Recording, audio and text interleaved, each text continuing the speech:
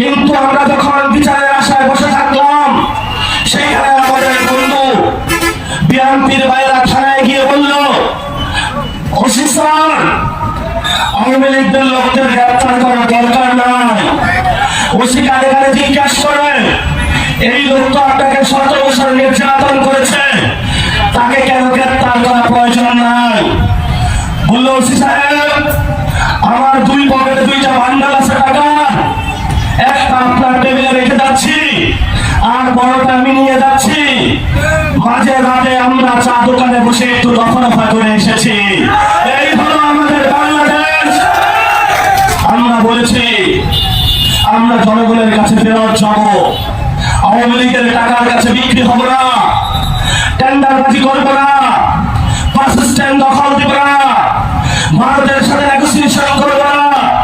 আমরা বাংলাদেশকে তৈরি করতে চাই, তরুণদের কর্মসংস্থানের ব্যবস্থা করতে চাই, নিরাপদ নারীদের জন্য বাংলাদেশ গঠন করতে চাই, নিরাপদ বাংলাদেশ আলেমদের জন্য গঠন করতে চাই, বাংলাদেশের সঠিক শিক্ষা ব্যবস্থা বাস্তবায়ন করতে চাই, বাংলাদেশে একটি সুন্দর চিকিৎসা ব্যবস্থা আমরা বাস্তবায়ন করতে চাই, বাংলাদেশকে আমরা নিরাপদ করতে চাই, হিন্দু ভাইদের জন্য বাংলাদেশের সীমান্ত হত্যাকাণ্ড বন্ধ করতে চাই, বাংলাদেশের পুশিং বন্ধ করতে চাই, বাংলাদেশের পুলিশ সংস্কার করতে চাই, বাংলাদেশের মিলিটারি সংস্কার করতে চাই, বাংলাদেশের অর্থনৈতিক সংস্কার করতে চাই, বাংলাদেশের ব্যবসায়ী জগৎ সংস্কার করতে চাই, বাংলাদেশে যেইখানে অনুন্নত জীবন রয়েছে রংপুরবাসীর জীবনের ভাগ্যচক্র পরিবর্তন করতে চাই।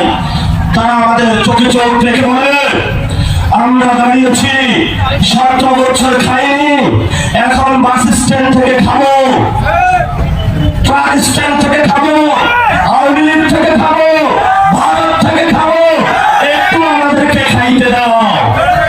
আমরা বলি, বাবা গত 17 বছর খান নাই, এই জন্য কি আপনি এখন আপনার বাবার প্লেটে হাত বসাবেন, মায়ের প্লেটে হাত বসাবেন?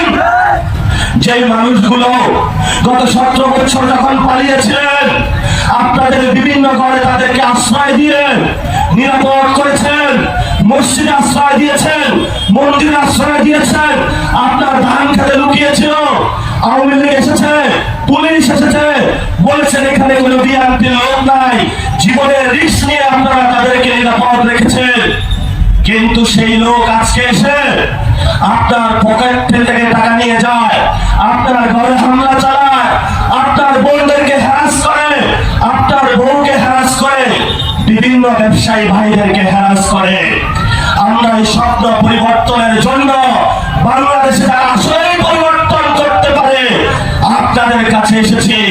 রংপুরবাসী এই বিএনপির প্রতারণার ফাঁদ আগেই বুঝতে পেরেছিল, এই জন্য জাতীয় নির্বাচনে আগেই তারা 11 দলীয় জোটে সিল দিয়েছিল।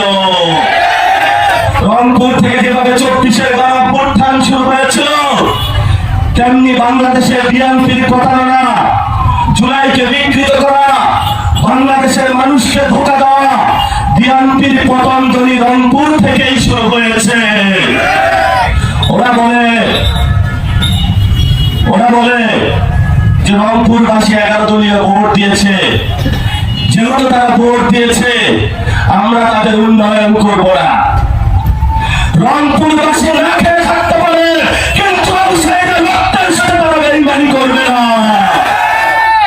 রংপুরবাসী না খেয়ে থাকতে পারে, কিন্তু শহীদ ওয়াসিম মুগ্ধের রক্তের সাথে জীবনেও তারা বেইমানি করবে না। এটাই হলো রংপুর, এটাই হলো দিনাজপুর, এটাই হলো ফুলবাড়ি। এই ফুলবাড়িতে যতটুকু কয়লা আছে, যদি এই কয়লাও সঠিকভাবে বিক্রি করা যেত, বাংলাদেশের সবচেয়ে ধনী উপজেলা আজকে ফুলবাড়ি থাকতো। কয়লা তারা চুরি করে বিক্রি করে, কয়লা উন্নত মানের কয়লা আছে, কয়লার উপরে আপনারা ভাসছেন। এই কয়লা যদি উঠাইতে পারেন, ফুলবাড়ির ওইখানে বিএনপি উন্নয়ন করা লাগবে না। ফুলবাড়ি বাংলাদেশের ফুলবাড়ির টাকা দিয়েই পুরো বাংলাদেশ চলতে হবে ভবিষ্যতে। প্রিয় ভাইরা, বক্তব্য শেষ করব। এখানে অনেক এইচএসসি পরীক্ষার্থী এসেছেন।